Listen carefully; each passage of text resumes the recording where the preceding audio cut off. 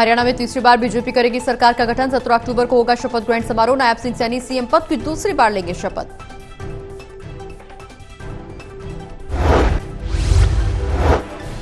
कांग्रेस में प्रदेश अध्यक्ष बदलने की तैयारी, जिस पर अनिल विज ने दी प्रतिक्रिया। कहा, प्रदेश अध्यक्ष बदलना उनका अंदरूनी मामला, वो जो मर्जी करें।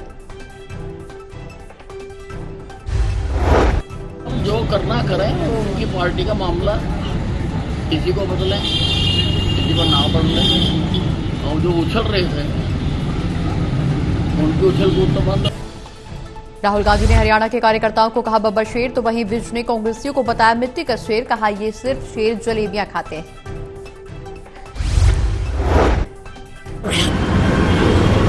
है वो सिर्फ जलेबियां ही खाते हैं आप, और कुछ नहीं खाते। हम मिट्टी के शेर है वो सिर्फ जलेबियां ही खाते हैं आप, और कुछ नहीं। कुमारी शैलजा ने कांग्रेस की मजबूती का क्रेडिट राहुल गांधी को दिया, तो वहीं कांग्रेस विधानसभा में मिली हार पर भी दी प्रतिक्रिया। उम्मीद हमारी बहुत थी सरकार बनाने की, लोग भी चाहते थे, लेकिन ईवीएम की बात भी आ रही है सामने, कुछ और बातें भी हैं। सबको पार्टी देख रही है, इसका हाईएस्ट लेवल पर इसको देखा जा रहा है और सबसे बातचीत कर रहे हैं हमारे सीनियर मोस्ट नेता। जो भी बात निकलेगी बाद में पता चलेगा, क्योंकि कई पहलू होते हैं। हरियाणा के पूर्व मंत्री असीम गोयल बोले, सीएम बने घूम रहे थे बापू बेटा, प्रदेश की जनता ने लगा दिया फुल स्टॉप।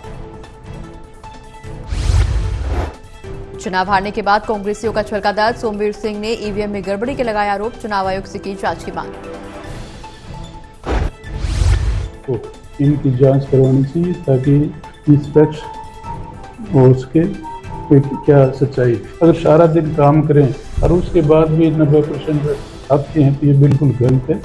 आम आदमी की आवाज़ थी कि आने वाली सरकार कांग्रेस पार्टी की होगी। तो जिस तरह से जो रिजल्ट आया है हम इसको एक्सेप्ट नहीं करते।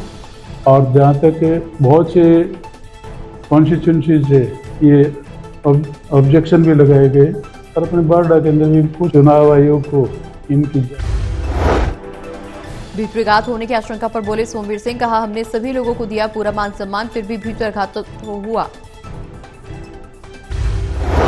तो लोग बता सकते हैं क्या हुआ क्या नहीं। ठीक ठाक थी तो देखो जिस तरह से हर जगह ही होते हैं और उम्मीद भी करते हैं, लेकिन हमारे को तो हमने तो पूरा उनको महत्व भी दिया, हर स्टेज के ऊपर उनको आगे भी रखना है।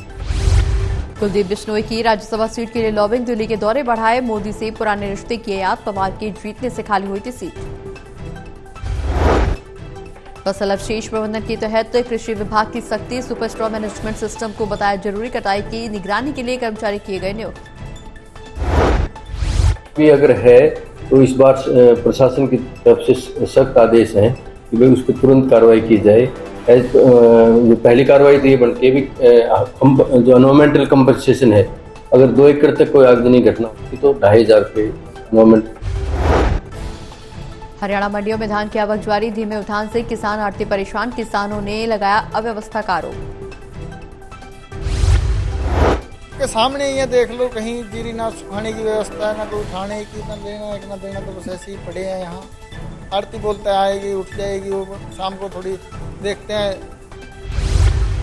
नारनौल विधायक ने किया मंडियों का निरीक्षण। जस्सी ने धान खरीद का लिया जायजा। किसानों को सुविधाएं देने के दिए निर्देश। हरियाणा में बेटे की हार से पिता का निधन। मतगणना के बाद बिगड़ी थी तबीयत। बेटा बोला, जीत जाता तो शायद पापा ठीक हो जाते।